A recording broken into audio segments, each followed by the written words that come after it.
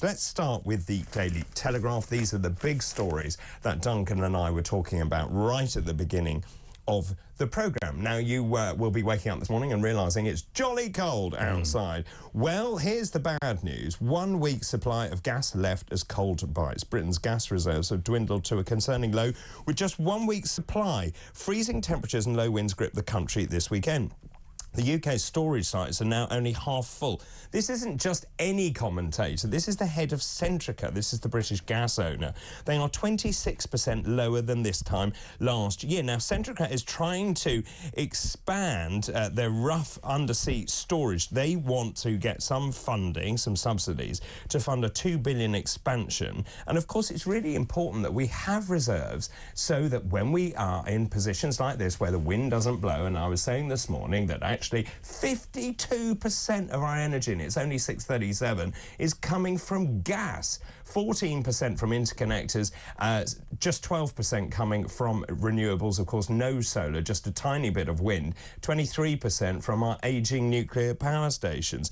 Mr O'Shea said there's enough gas in storage for 1 week, compared with 89 days for Germany, 103 days for France, and 123 days for the Netherlands. And, of course, there are real concerns over the UK's gas reserves and scrutiny about the reliability of renewables. I mean, I just find it absolutely extraordinary that the government's still burying its head in the sand and say this is about removing the volatility of fossil fuel markets. No, it isn't. It's your obsession with net zero. It is. It is an obsession. It is a cult. And I think what you've just done is you read out how we compare to other countries, and that really crystallises the sad state we are currently in. You and I and people listening to Talk and watching Talk this morning, we pay vast amounts in taxation to governments to run this country and do certain things. Certain things include keeping us safe in terms of making sure people can't invade us, making sure that there are relatively good public services, but also to make sure we have energy security. And we don't at the moment. No, let's move on to the front page of the Eye. We've mentioned this story as well. Mortgage rates set to rise as Reeves faces crunch weeks on UK economy. As I was saying, 2- and 5-year mortgages expected to rise. Rachel Reeves, if you remember, she said, well, we're going to get all the hard work done in the budget. Well, I won't call another budget. Of course, it looks like she's going to have to call another budget. And she's now squeezing all of the government departments, saying you're going to have to make spending cuts. But at the same time, of course, when you look at actually what she paid out to the unions, those pay rises are off the charts. Fast. Aren't they? Fast in a way that you wouldn't necessarily see them in the private sector. I think it's going to be such an interesting year, 2025, and you've got your question running this morning. Politically, how optimistic are you? How optimistic are you? I mean, there was a story during the week saying that Keir Starmer probably might call an election sometime in 2027 because he doesn't want to do 10 years in office. This is on the basis that they think they can win a second term. If that is the case, you look at where we are now, that's 2 years to show some benefits in the economy. Well, that ain't going to happen this year. Right? So you look at it and just think, what will he do with Rachel Reeves?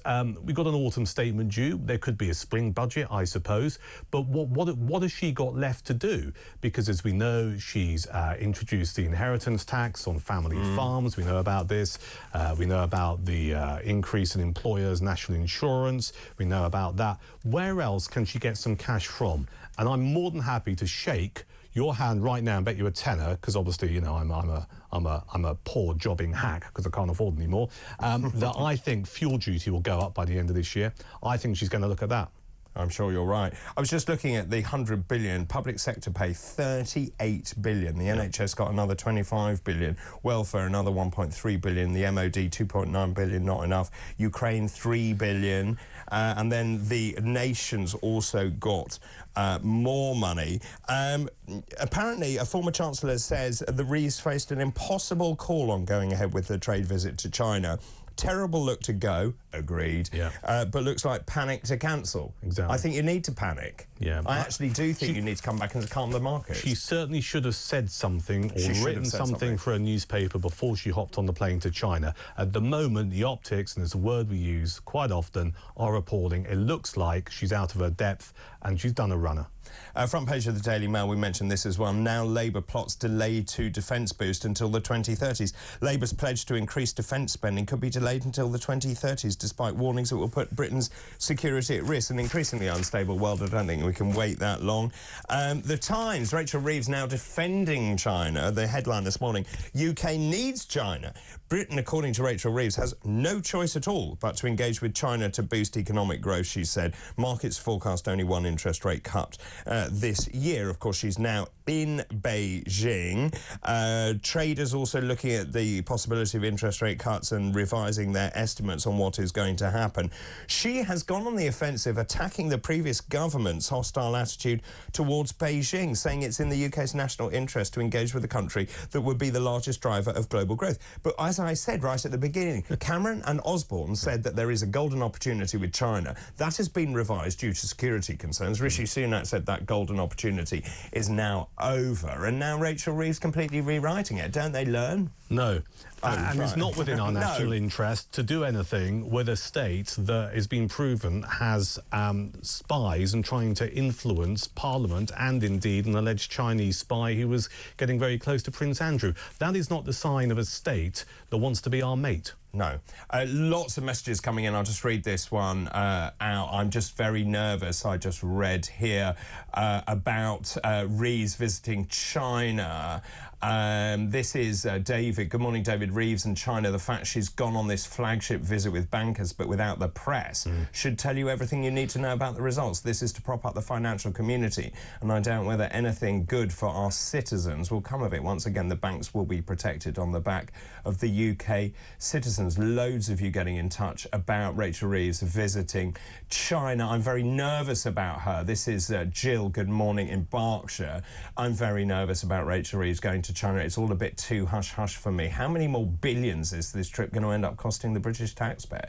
Because giving money away to other countries with absolutely no thought for the British people seems to be the obsession with Labour. Is it anything to do with the Chagos Islands? Great show. Thank you, Jill. Very kind of you. Loads of messages coming in. Garnet Harrison, wow, watching the UK from afar is a horror show of epic proportions. Honestly, take the towns and cities back. Not even Trudeau did this much damage in 9 years. Mr. Moo says, get the pits open. This is in response to the energy crisis and not having very much gas left. British Gas warns there is only a week of supply left. I think Labour needs to do better. That's an understatement. Jane Ferguson, good morning. We need to drill, frack and dig and stop the net zero scam. I'm asking this morning, how confident are you? How optimistic are you for 2025? The number 0344 499 1000. I'm with Duncan Barkes, broadcaster. We're going through the front pages this morning if you are just waking up. We're now on The Guardian with the big headline, Grooming Gang Rhetoric Risks Inciting Massacre.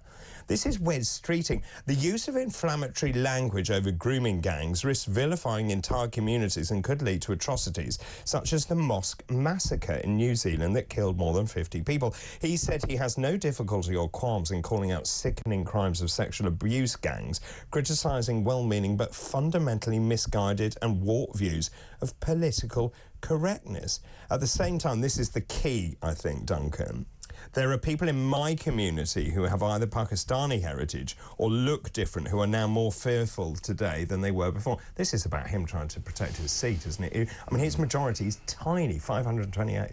It is wafer thin. I think you're right. He's got concerns about his seat going forward, so he probably feels like he has to say this. There are a couple of thoughts regarding this headline.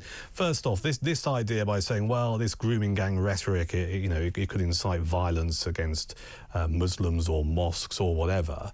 By saying that, it's almost like, so you must not question it. You must not talk about it. You must not say we should have a public inquiry because this could happen. So it shuts down some form of debate.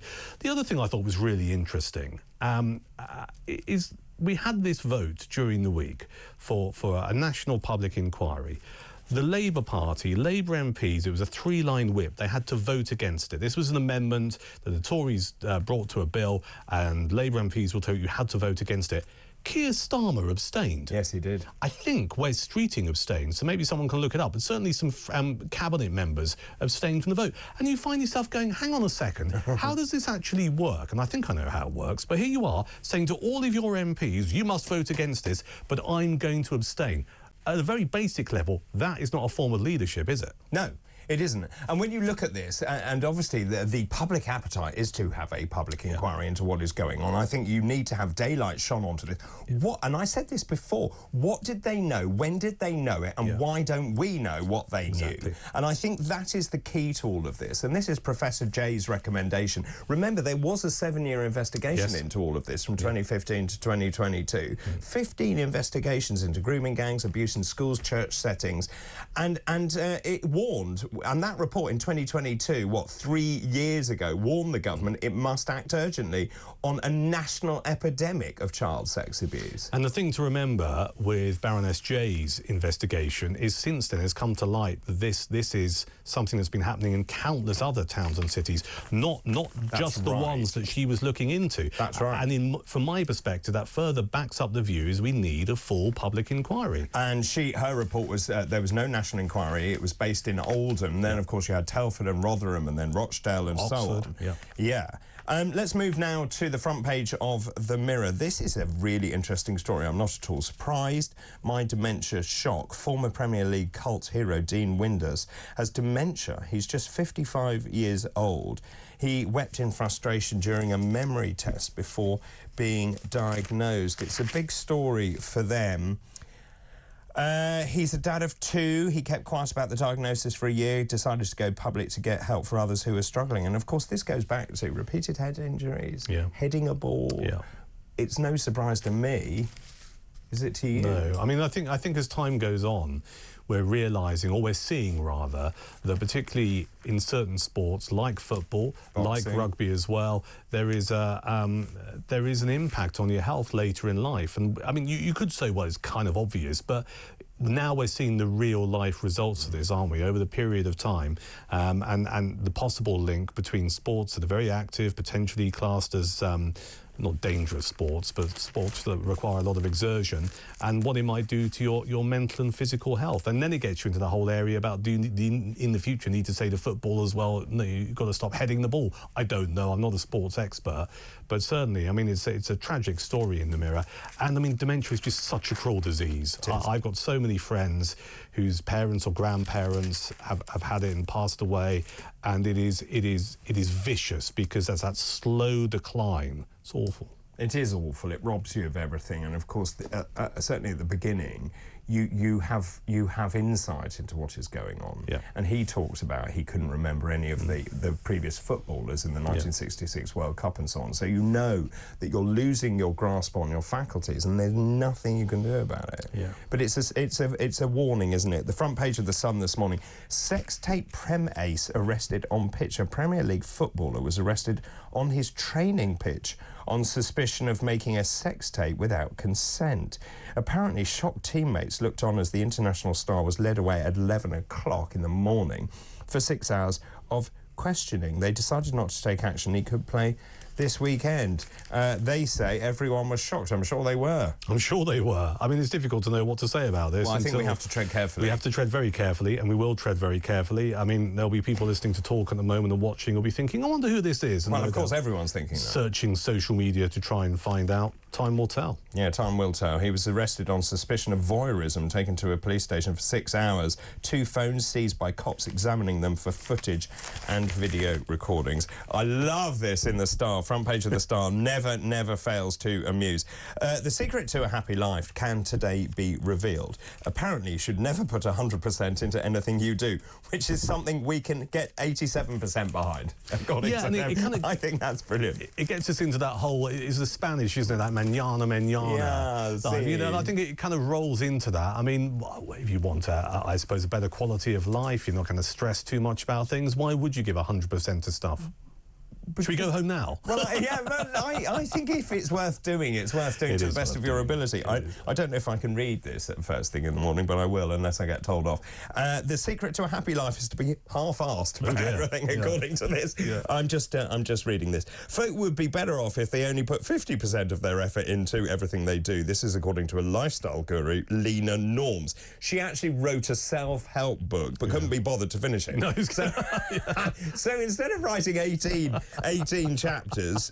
She only did 9. You thought, well, I can't be bothered. And I mean, that sums that story up, doesn't it? Yeah, well, I mean, I think given the state of the country at the moment, I mean, no wonder if there's anyone just thinking, well, do you know what, I'll just be a little bit, well, you said it, I'll say it half-assed about this. So, yeah. Well, also, you then think, well, what is the point of earning money because the government's going to take it all away from me anyway? Yeah, and fritter it. And fritter it away. Yeah, loads of messages coming in.